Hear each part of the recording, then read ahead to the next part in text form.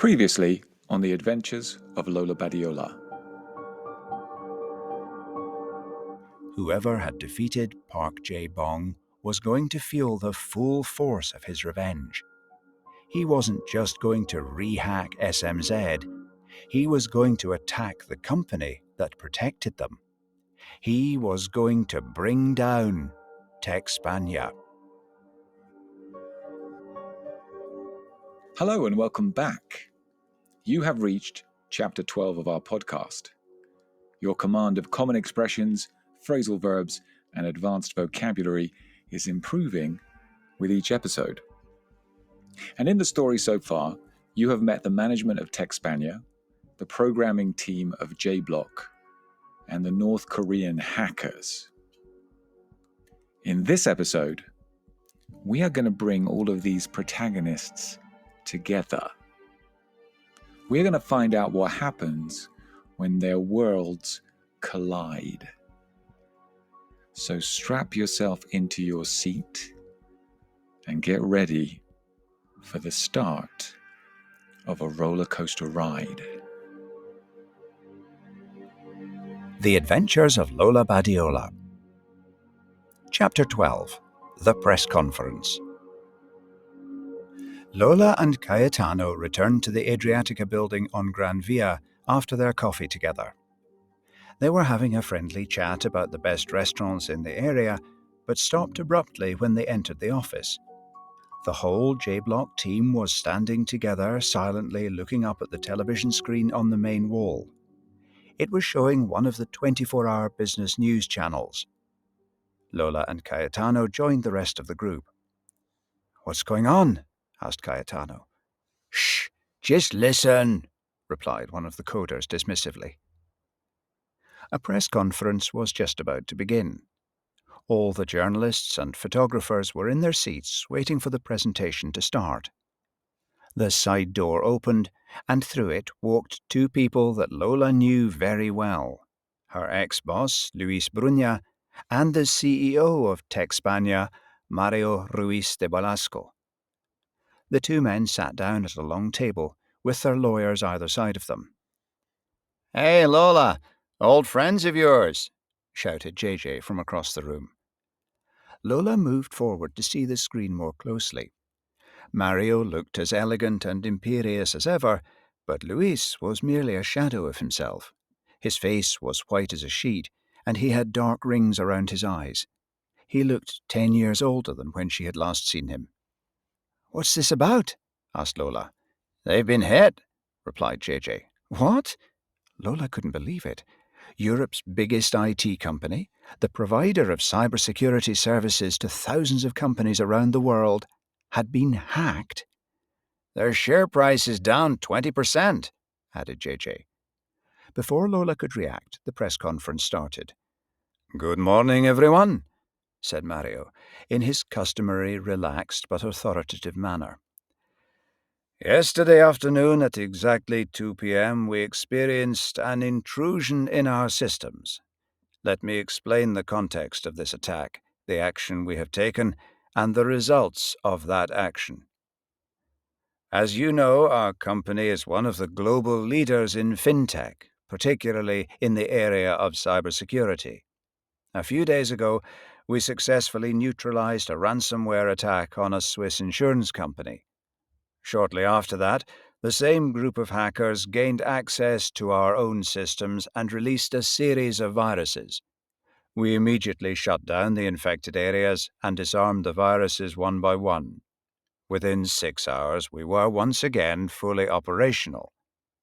I am proud of the way our team has responded to this crisis, and I wish to reassure our clients, investors, and all our stakeholders that we have everything under control. We remain a stable and profitable company in a challenging and disruptive sector. I will now answer your questions." There was a slight pause in the proceedings before one of the journalists took hold of a microphone. "Bradley Manson, Cyberstory Magazine. Do you know who is responsible for the attack?" "It is too early to comment on that." "Rogue hacker or hostile government?" I cannot confirm or deny either of those possibilities. A journalist raised her hand, and without waiting for permission to speak, she asked the question that was on everyone's mind. What does it say about the safety of our data if the company protecting our data is vulnerable to attack? There was a murmur around the press conference. This was the elephant in the room, and it needed to be addressed.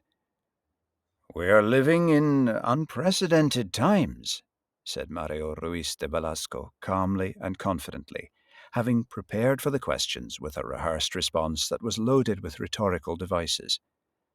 A time when the integrity of data is coming under threat from forces both foreign and domestic. A time when any company, big or small, startup or multinational, is vulnerable to the insidious actions of criminals. It is, therefore, paramount that during these times we stick together, support each other, and present a unified front. Let there be no doubt in anybody's mind. Tech Spania will fight back. Tech Spania will prevail. Tech Spania will continue to counteract the causes of chaos. It is therefore an opportune moment for me to inform you of our current product pipeline. He's turning this press conference into a publicity stunt, said JJ. What's happening to share price? Shouted Diego. Still down 20%, replied one of the programmers monitoring his screen. For the next 10 minutes, Mario Ruiz de Velasco spoke about the upgrades the company was making to its endpoint protection, network encryption, and web application firewalls.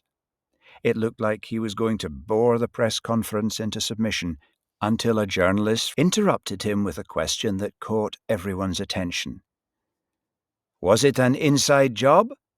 What do you mean? Most malicious attacks are made by a company's current or ex-employees. Do you think that was the case here?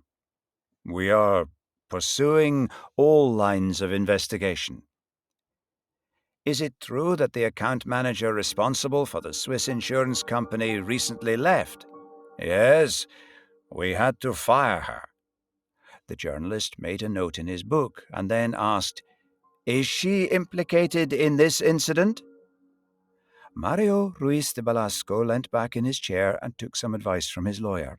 Then he said, That is something for the cybercrime department of the police force to decide. What's her name?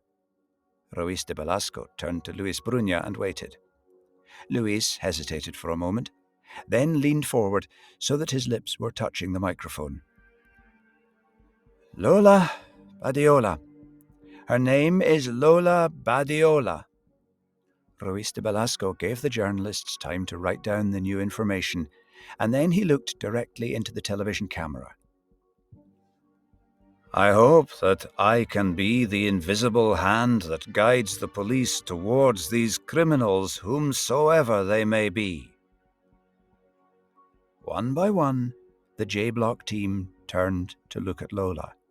She was frozen to the spot, staring incredulously at the television screen, and the sickening sensation of panic started to rise from her stomach.